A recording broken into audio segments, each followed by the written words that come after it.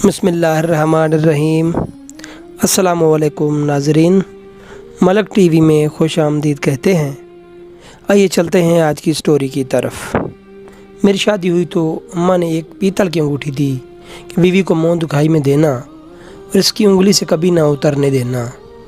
जिस दिन इसने इस अंगूठी को उतार दिया उस दिन वो तुझे छोड़कर चली जाएगी। यूँ मैं अपनी बीवी की उंगली से इस अंगूठी को उतरने ना देता। एक दिन मेरी बीवी की उंगली में रेशा पड़ गया। हम डॉक्टर के पास गए तो उसने अंगूठी उतारी ही थी कि उसके हाथ से गिर गई और अंगूठी के अंदर से जो चीज़ निकली उसे देखकर हम सब की जान निकल गई। मेरा नाम कासिम है। मैं अपने माँ बाप की बेहद लाडली औलाद हूँ।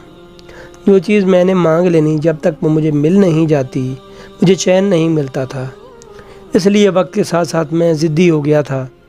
मुझे मेरी मनपसंद चीज़ ना मिलती तो पूरे घर में हंगामा बर्पा हो जाता। जब मेरी तालीम मुकम्मल हो गई तो अम्मा ने मेरी शादी मेरी कज़न से तय कर दी, मगर मैं तो किसी को पसंद करता था। अम्मा ने ज़िंदगी में पहली बार मुझे मना किया था। मैंने नींद की गोलियां खा लीं, फिर कहीं जाकर वो राज़ी हुई, क्योंकि वो अपनी भांजी से प्यार करती थी और अपनी बहन को मना करके उन्हें बहुत बुरा लगा। मेरी खुशी के लिए वो मान गई थी।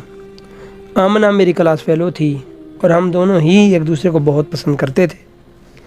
मेरी शादी की तैयारियां शुरू हो गईं और बहुत जल्द आमना मेरी दुल्हन बनकर हमारे घर आ गई।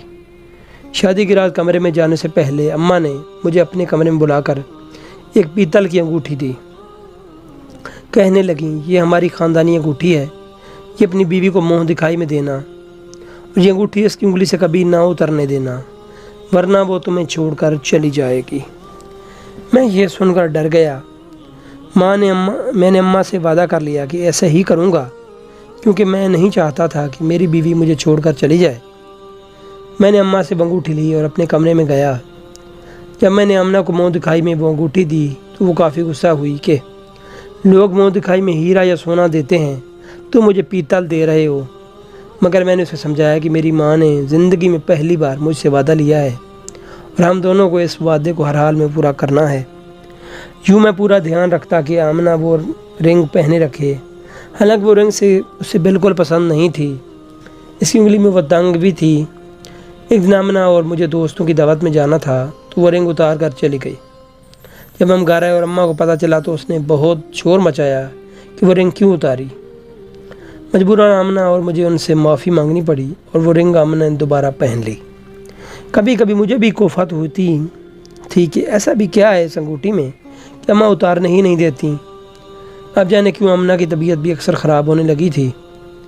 वो कहती थी कि इसने हमेशा सोना पहना है, पीतल की अंगूठी की वजह से ही वो बीमार हो रही है, ये धात इसे सूट नहीं कर रही। मगर मैं अम्मा के वादे की वजह से वो अंगूठी ना उतारने देता। वो बेचारी मेरे आगे हाथ जोड़ती थी कि ये अंगूठी बहुत तंग है, इसको निकालने दो, मैं क्यों तुम्हें छोड़ कर जाऊँगी। मगर मैं नहीं मानता था। अम्मा ने इस अंगूठी के बारे में ऐसी ऐसी बातें मुझे बताई थीं कि मुझे यकीन हो गया कि वो अंगूठी आमना की उंगली से निकली तो वो मेरी ज़िंदगी से निकल जाएगी।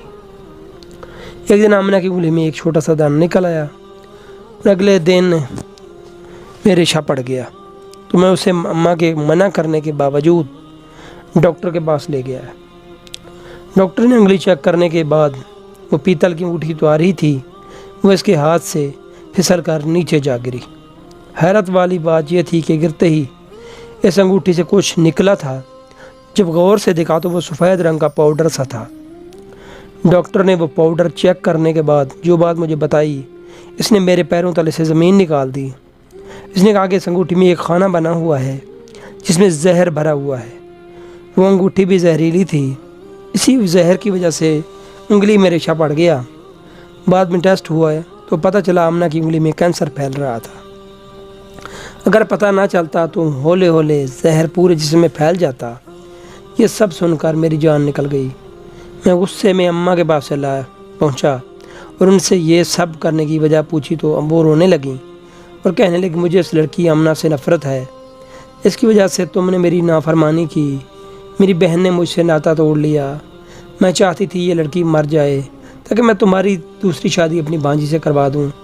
इसलिए मैंने इस अंगूठी में जहर डाल दिया ताकि आहिस्ता आहिस्ता असर हो जाए और वो मर जाए और किसी को शक भी ना हो।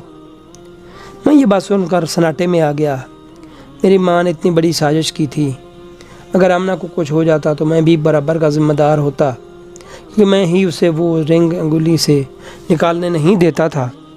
میں نے اللہ کا شکر ادا کیا کہ صحیح وقت پر پتہ چل گیا اور آمنہ کی بروقت علاج سے جان بچ گئی۔ میں اپنی بیوی کو لے کر الگ ہو گیا۔ میں نہیں چاہتا تھا کہ وہ پھر کسی سازش کی بھینٹ چڑھے۔ جب میری کزن کی شادی ہو گئی تو اماں ہم سے معافی مانگ کر ہمیں گھر لے آئیں۔ اب وہ سچے دل سے آمنہ کو بہو مانتی ہیں۔